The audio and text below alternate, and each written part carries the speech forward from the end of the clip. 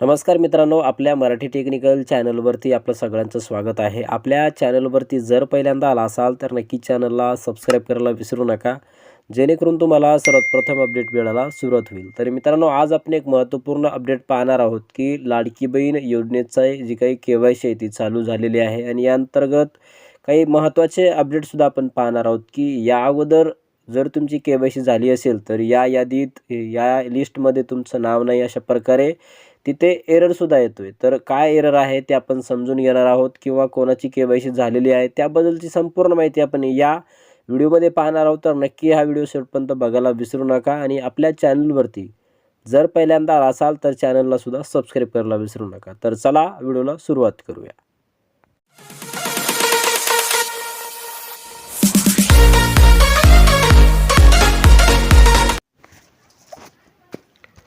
तर मित्रांनो, मुख्यमंत्री माझी लाडकी बहीणच्या पोर्टलवरती आल्यानंतर जेव्हा तुम्ही KYC करताना तुम्हाला अशा प्रकारचा एरर दाखवत असेल की हा आधार क्रमांक KYCच्या दुरुस्तीच्या यादीत नाही, तर याची समजून जायचं की याच्या अगोदर याची KYC झालेली आहे। आणि याचबरोबर मित्रांनो, ज्यांची KYC झालेली आहे त्यांचासुद्धा मी ते आधार नंबर टाकून KYC करण्याचा प्रयत्न केलेला आहे, त्यांच्यासाठी सुद्धा हाच एरर येतोय। म्हणजे ज्यांना हप्ते रेग्युलर मिळत आहेत त्यांच्यासाठी अशा प्रकारचा एरर दाखवत आहे। तर काहींना समजा जर अशा प्रकारचा एरर दाखवत असेल तर त्यांनी एकदा त्यांच्या बँकेमध्ये जाऊन त्यांची आधार सीडिंग आहे का, आधार लिंक आहे की नाही हे चेक करून घ्यायचं आहे।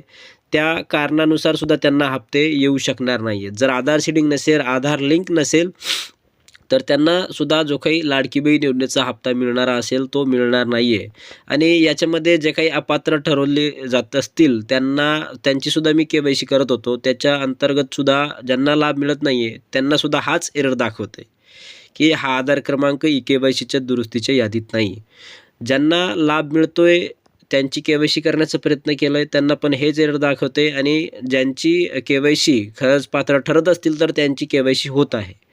तर मित्रांनो, असं समजायचं नाही की ज्यांना खरंच काही अपात्र असतील, म्हणजे त्यांना हप्ते आता मिळत नाही, अगोदर हप्ते मिळत होते परंतु आता हप्ते मिळत नाही आहे आणि KYC करताना अशा प्रकारचा एरर दाखवत असेल तर तुम्ही एकतर पात्र ठरत नसताल, कारण की एका घरातून एक विवाहित आणि एक विवाहित या दोनच महिलांना लाभ या योजनेअंतर्गत दिला जाणार आहे। तर मित्रांनो, मुख्यमंत्री माझी लाडकी बहीण योजनेअंतर्गत जर खरंच KYC करताना जर चुकीच्या पर्यायावरती ऑप्शन जसे 2 होते त्याच्यावरती चुकीचं ऑप्शन दाबून तुम्ही जर KYC तुमची चुकली असेल तर त्यांचीच KYC होणार आहे। म्हणजे जे पात्र ठरत असतील त्यांचीच KYC ते होणार आहे, त्यांना कोणताही एरर अशा प्रकारचा येणार नाही आहे। ज्यांची KYC झालेली आहे त्यांचीसुद्धा तुम्ही जर डबल KYC करत असाल तर त्यांनासुद्धा असाच प्रकारचा एरर इथे दाखवला जाणार आहे। तर मित्रांनो, मुख्यमंत्री माझी लाडकी बहीण योजनेची जी काही KYC आहे ती चालू आहे आणि जे अपात्र ठरलेले आहेत त्यांनी लवकरात लवकर, जे पात्र ठरतील समजा त्यांनी लवकरात लवकर KYC करून घेणं गरजेचं आहे। त्यांची KYC ही 100% होणार आहे, कारण की त्यांचा जो काही अचूक पर्याय निवडला होता त्यामुळे ते बाद झाले होते, परंतु आता त्यांना परत हप्ता मिळायला सुरुवात होणार आहे। परंतु याच्यामध्ये काही शर्ती आणि अटी आहेत, जसे की जे काही पात्र असून सुद्धा त्यांना हप्ता मिळत नाही, म्हणजे त्यांच्या घरातून एकतर एक विवाहित एक अविवाहित महिलांना सुद्धा जर लाभ मिळत असेल तर त्यांना तर 100% मिळेलच, परंतु त्यांच्या कुटुंबातून अजून काही जणी लाभ घेत असतील तर त्यांना तो हप्ता मिळणार नाही आहे।